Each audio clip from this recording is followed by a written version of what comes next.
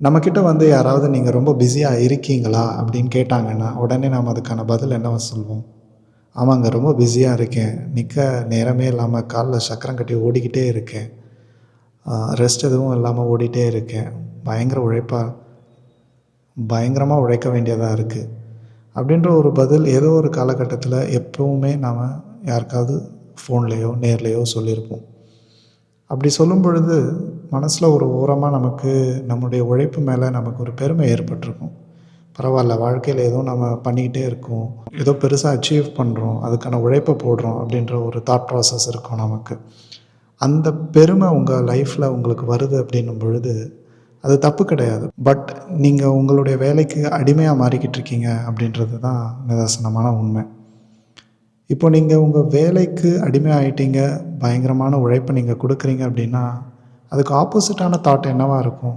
ஓய்வு எடுத்தோம் அப்படின்னா சோம்பேறி ஆகிடுவோம், உலகம் நம்மளை சோம்பேறியாக பார்க்கும், எதுக்கும் லாயக்கற்றவனாக பார்க்கும், ஒன்றுத்துக்கும் உதவாதவனாக பார்க்கும் அப்படின்ற ஒரு எண்ணம் தானே.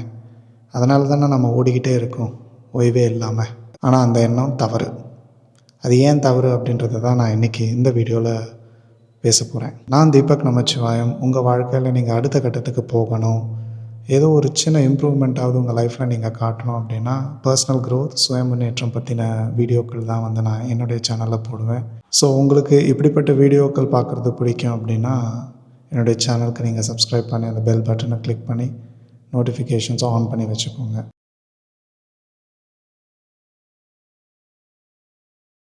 இன்றைக்கி இருக்கிற மாடர்ன் மைண்ட் செட் என்னென்னு பார்த்தீங்கன்னா, கான்ஸ்டண்ட்டாக ஓடிட்டே இருக்கணும், பிரேக் இல்லாமல் ஓடிட்டே இருக்கணும். அப்போ தான் ப்ரொடக்டிவாக இருக்கிறோம் அப்படின்றத 4 பேருக்கு காட்டிக்க முடியும். நமக்கு நாமளே வந்து சொல்லிக்கிற விஷயமும் அதுதான். உழைச்சிக்கிட்டே இருக்கும், ஏதோ ஒரு விதத்தில் நமக்கு நல்லது நடக்கும், நம்ம அடுத்த கட்டத்துக்கு போயிடுவோம் அப்படின்ட்டு. பட் அந்த மைண்ட் செட் சரியானதா? இன்றைக்குமே கிராமங்களில் பார்த்தீங்க அப்படின்னா உழைக்கிற நேரத்தில் உழைப்பாங்க, ஓய்வு எடுக்கிற நேரத்தில் ஓய்வு எடுப்பாங்க. திருவிழா காலங்களில் திருவிழாவை அப்படி கொண்டாடுவாங்க மக்கள். பொங்கல் காலத்தில் அதுக்காக காணும் பொங்கல்ன்ட்டு தனியாக ஓய்வெடுக்கிறதுக்குன்னே ஒரு நாளை வந்து நம்மளுடைய முன்னோர்கள் ஏற்படுத்தி கொடுத்துருக்காங்க. அப்படிப்பட்ட ஒரு சமூகத்துலேருந்து வந்துட்ட நாம் இன்றைக்கி முதலாளித்துவ சமூகத்துக்குள்ளே மாட்டிக்கிட்டு பணம் சம்பாதிக்கிறதுக்காக வேகமாக ஓடிக்கிட்டே இருக்கும், நிற்க நேரம் இல்லாமல் ஓடிக்கிட்டு இருக்கோம், நமக்கான ஓய்வு இல்லாமல் ஓடிக்கிட்டு இருக்கோம். ஓய்வு ஏன் ரொம்ப அவசியமாகுது அப்படின்றது இன்றைக்கி நம்ம கண்கூடாக பார்த்துக்கிட்டு இருக்கோம். எங்கே பார்த்தாலும் நோய், ஸ்ட்ரெஸ், ஆங்ஸைட்டி, தெரப்பி போங்கன்றாங்க, ப்ளட் ப்ரெஷர் ஏறிக்கிட்டு இருக்குது. இதுக்கெல்லாம் காரணம் எதுவாக இருக்கும்னு நீங்கள் நினைக்கிறீங்க? சரியான ஓய்வு இல்லாதது தான். சரி, ஓய்வு எடுக்கணும், ஏன் ஓய்வு எடுக்கணும் அப்படின்னு நீங்கள் கேட்டிங்கன்னா, நம்ம செல்ஃபோன் கண்டினியூஸாக யூஸ் பண்ணணுன்னா கொஞ்சம் நேரம் அதுக்கு பேட்ரி சார்ஜ் பண்ணணும் இல்லையா? வண்டி ஓடணுன்னா அதுக்கு ஃபியூவல் போடணும். அந்த மாதிரி தான் நம்ம உடம்பு நாம் உழைச்சிக்கிட்டே இருக்கணும் அப்படின்னா நமக்கு ரெஸ்ட் அப்படின்றது கட்டாயம். அதுதான் வந்து நம்மளை ரீசார்ஜ் பண்ணும். அப்போ தான் இன்னும் வேகமாக உத்வேகத்தோடு உழைக்கிறதுக்கான உழைப்பை கொடுக்கும். தேவையான அளவுக்கு ஓய்வு எடுக்கலைன்னா நீங்கள் எவ்வளோ வேலை செஞ்சாலும் அதுக்கு எந்த பயனும் கிடையாது. நிறைய தப்புகள் நடக்கும், நீங்கள் செய்கிற வேலையில் கவனச்சிதறல்கள் ஏற்படும். அதனால் நீங்கள் அடுத்த கட்டத்துக்கு போக மாட்டீங்க, ஏறின கட்டங்கள் எல்லாம் கீழே இறக்கி தள்ளி விட்டுரும். எக்ஸசிவாக நீங்கள் டயர்டாக இருக்கும்போது பண்ணுற எந்த ஒர்க்கும் வந்து எஃபிஷியண்ட்டான ஒர்க்காக இருக்காது, அது இன்எஃபிஷியன்ட் ஆன ஒர்க்காக தான் இருக்கும். நம்மளில் நிறைய பேர் வந்து என்ன சார் நீங்கள் சொல்கிறது கரெக்டு தான், ரெஸ்ட் எடுக்கணுன்ட்டு, பட் ரெஸ்ட் எடுக்கிறதுக்கு எங்கே டைம் இருக்குது, ஓடிட்டே இருக்கும் அப்படின்ட்டு நீங்கள் சொல்லலாம். பட் ரெஸ்ட் எடுக்கிறதுக்கு டைமை நீங்கள் ஒதுக்கணும். உங்கள் வாரத்தில் வந்து ஒரு நாள் சண்டே கம்ப்ளீட்டாக வேறு எந்த வேலையும் பார்க்காம உங்கள் ஃபேமிலியோடவோ, உங்கள் ஃப்ரெண்ட்ஸோடையோ, உங்கள் குழந்தைகளோடவோ, இல்லை நீங்கள் உங்களோட ஹாபீஸை பண்ணுறதோ கொள்கிறதோ அந்த மாதிரி ஏதாவது ஒரு விஷயத்தில் உங்களை நீங்கள் ஈடுபடுத்திக்கணும். உதாரணத்துக்கு சொல்லப்போனோம் அப்படின்னா, வாழ்க்கையில் ரொம்ப அதிகமாக சக்ஸஸ்ஃபுல்லாக இருந்த பல ஆளுமைகள், ஆல்பர்ட் ஐன்ஸ்டீனாக இருக்கட்டும், அவருக்கு வயலின் ப்ளே பண்ணுறது பிடிக்கும். Sir CV. ராமன் அவர்களுக்கும் வயலின் பிடிக்கும். ஏபிஜே அப்துல் கலாம் அவர்களுக்கு ஓய்வாக இருக்கிற நேரத்தில் அவர் வீணை வாசிப்பார்.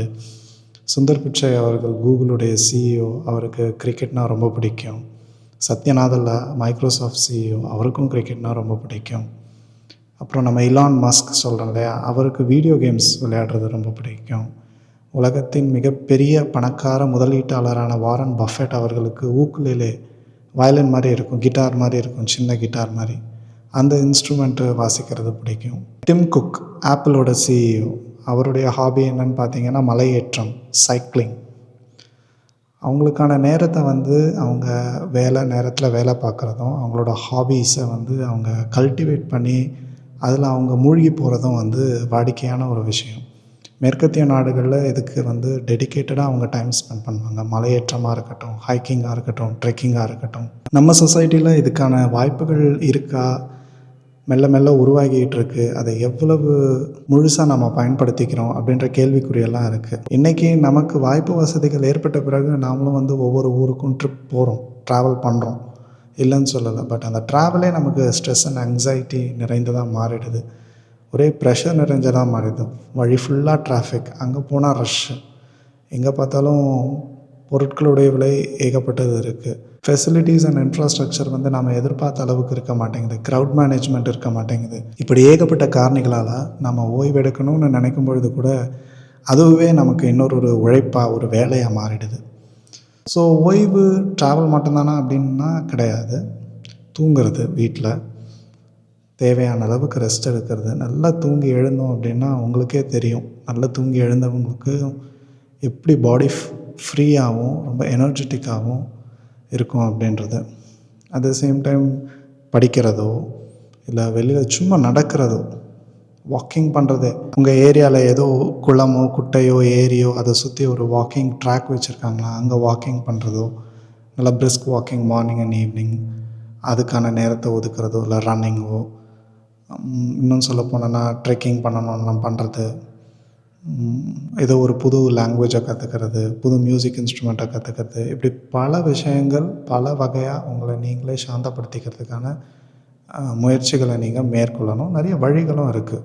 பட் ஆக்டிவாக நீங்கள் உங்களுடைய கேலண்டர் யூஸ் பண்ணுற ஆளாக இருந்தால் நீங்கள் அதுக்கான நேரத்தை கண்டிப்பாக ஒதுக்கணும். நீங்கள் ஓய்வெடுக்கிறதுக்காக பண்ணக்கூடிய எந்த ஹாபியாக இருந்தாலும் அதில் ஆழ்ந்து நீங்கள் பண்ணணும். உங்களையே நீங்கள் மறந்துடணும். லயிச்சு ரசித்து பண்ணிங்க அப்படின்னா உங்களுடைய மைண்டுக்கு அது ஒரு ரீசெட் பட்டன் மாதிரி. உங்களுக்கு அது ஒரு சந்தோஷத்தை கொடுக்கும், ஒரு நிம்மதியை கொடுக்கும். ஒரு தியேட்டருக்கு போய் மூவி பார்க்குறதா இருந்தாலும் சரி, ஒரு ஸ்டாண்டப் காமெடி ஷோக்கு போகிறதா இருந்தாலும் சரி, ஒரு கச்சேரிக்கு போகிறதா இருந்தாலும் சரி, இல்லை ஒரு டான்ஸ் ஆடுறதா இருந்தாலும் சரி, எதுனாலும் ஏகப்பட்ட வழிகள் இருக்குது நீங்கள் உங்களை ஓய்வுள்ள ஒரு மனிதரை மாற்றிக்கிறதுக்கு. இன்னொரு முக்கியமான விஷயம் என்னென்னு பார்த்தீங்கன்னா, நம்ம பவுண்ட்ரி செட் பண்ணுறதே கிடையாது.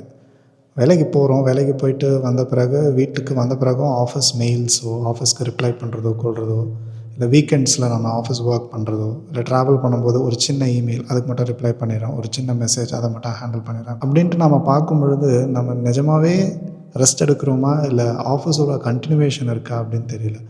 நீங்கள் உங்கள் வேலையை கண்ட்ரோல் பண்ணுறது போய் உங்கள் வேலை உங்களை கண்ட்ரோல் பண்ண ஆரம்பிச்சிடுது. அது ரொம்ப தவறு. எப்போ ஒர்க் பண்ணணுமோ அப்போ ஒர்க் பண்ணணும், எப்போ ரெஸ்ட் எடுக்கணுமோ அப்போ ரெஸ்ட் எடுக்கணும். ரெஸ்ட் எடுக்கும்போது தான் வந்து நம்மளுடைய க்ரியேட்டிவிட்டி வந்து பூஸ்ட் ஆகும், நல்ல சிந்தனைகளை ஊக்கப்படுத்தும், நீங்கள் செய்கிற வேலையை இன்னும் எஃபெக்டிவாக செய்கிறதுக்கு உதவும்.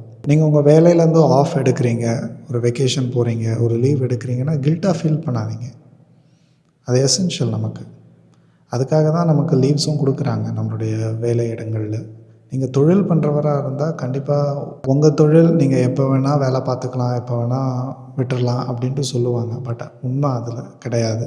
தொழில் பண்ணுறவங்களுக்கு தான் தெரியும், 24 மணி நேரமும் 365 நாளும் ஓய்வு இல்லாமல் அவங்க உழைச்சிக்கிட்டே இருக்கணும். அவங்க வீடுகளில் ஓய்வெடுத்து சும்மா இருக்கிற நேரத்தில் கூட அவங்களுக்கு மண்டையில் ஓடிக்கிட்டு இருக்கிறது அவங்களுடைய தொழில் சார்ந்த விஷயங்கள் தான் அவங்க மண்டையில் ஓடிட்டே இருக்கும். ஸோ அந்த மாதிரி விஷயங்களெல்லாம் வந்து நம்ம ஓய்வு மூலயமா கொஞ்சம் கொஞ்சமாக கட்டுப்படுத்துறதுக்கான முயற்சிகளை மேற்கொள்ளணும். மெடிடேஷன் பண்ணலாம். நிறைய பேர் கோயில்களுக்கு போகிறாங்க, அங்கே போய் கொஞ்சம் நேரம் நிம்மதியாக இருந்து இறைவனை பிரார்த்திக்கிறது அதுவுமே ஒரு வகையான ஓய்வு தான். இன்றைக்கி நாம் ஓய்வெடுக்கிறதுக்காக பிளான் பண்ண ஆரம்பித்தோம் அப்படின்னா மைண்ட் வந்து ரொம்ப ரெஸ்ட்லெஸ்ஸாக இருக்கும். என்ன பண்ணுறதுன்னே தோணும். ஃபோன் எடுக்க தோணும், இல்லைனா ஏதாவது மண்டையில் ஓடிட்டே இருக்கும்.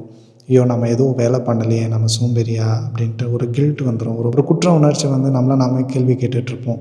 ஓய்வு அப்படின்றதும் வந்து ஒரு ஹேபிட் தான், அது ஒரு பழக்கம் தான். நீங்கள் கொஞ்சம் கொஞ்சமாக உங்களுடைய உடம்பை, உங்களுடைய மனதை அதுக்கு பழக்கப்படுத்தணும். எடுத்த உடனே உங்களால் ஈஸியாக ஓய்வு எடுத்துட முடியாது. தூங்க முடியும், பட் அதை தாண்டி மற்ற விஷயங்கள் பண்ணுறீங்கன்னா நம்ம டைம் வேஸ்ட் பண்ணிகிட்ருக்கோமா அப்படின்ற ஒரு குவெஸ்டின் வரும்.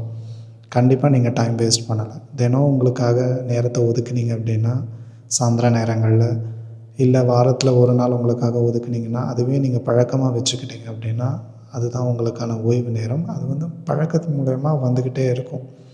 அது நீங்கள் பழக்கப்படுத்த உங்கள் வாழ்க்கையில் ஒரு அங்கமாக மாறிடும். நம்ம பிரெயின் வந்து ரொம்ப பிஸியான மூட்லேயே இருந்து பழக்கமானதுனால இந்த ஹேபிட், இந்த ஓய்வு எடுக்கிறதுக்கான முயற்சியை நம்ம மேற்கொள்ளும் போது ஸ்லோவாக ட்ரெயின் பண்ணணும். அவ்வளவுதான். தினம் நீங்கள் வேலை பார்க்கும்போது எப்படி ஓய்வெடுக்கிறது அப்படின்ட்டு நம்ம யோசித்தோம் அப்படின்னா, 8 ஹவர்ஸ் ஒர்க் இருக்குது. 8 மணி நேரம் வேலை பார்க்குறீங்க அப்படின்னா 8 மணி நேரம் தொடர்ந்து உங்களால் வேலை பார்க்க முடியாது. அஃப்கோர்ஸ் காலையிலையும் சாயந்தரமும் 15 நிமிடங்கள் பிரேக் இருக்கும். நடுவில் ஒரு ½ அன் ஹவர் லஞ்ச் பிரேக் இருக்கும். பட் அது போக உங்கள் வேலையில் நீங்கள் கான்சன்ட்ரேட்டடாக இருக்கணும் அப்படின்னா ஒரு 45 நிமிஷம் நீங்கள் வேலை பாருங்கள், 15 நிமிஷம் ரெஸ்ட் எடுங்க. திருப்பி 45 நிமிஷம் வேலை பாருங்கள், 15 நிமிஷம் கொஞ்சம் ஷார்ட் பிரேக்ஸ் எடுத்துக்கோங்க. இப்படி நீங்கள் ஒர்க் பண்ணுறது மூலயமா நீங்கள் நடத்தி முடிக்கணும், செஞ்சு முடிக்கணும் அப்படின்னு இருக்கிற எல்லா விஷயங்களையும் உங்களால் ஈஸியாக பண்ணி முடிக்க முடியும். ரெஸ்ட் எடுக்கிறது, ஓய்வு அப்படின்றது ஒரு செல்ஃபிஷான ஆக்ட் கிடையாது. It is a very responsible act. நீங்கள் தொட்டதிலெல்லாம் வெற்றி பெறணும் அப்படின்னா ஓய்வு உங்களுடைய வாழ்க்கையில் ஒரு கட்டாயமான பகுதியாக மாற்றப்படணும். அதுக்காக நீங்கள் நேரத்தை ஒதுக்கியே ஆகணும். அது ஒதுக்கலை அப்படின்னா நீங்கள் எவ்வளவு உழைச்சும் அதில் பயனில்லை. ஸோ இன்றைக்கி ஓய்வு ஏன் அவசியம் அப்படின்றது தான் நம்ம பார்த்துருக்கோம். Rest is very important to human mind and human health. So இதே மாதிரி ஒரு வீடியோவோட நான் உங்களை நெக்ஸ்ட் வீக் மீட் பண்ணுறேன். அது வரைக்கும் let's learn together, let's grow together and let's guide each other. By.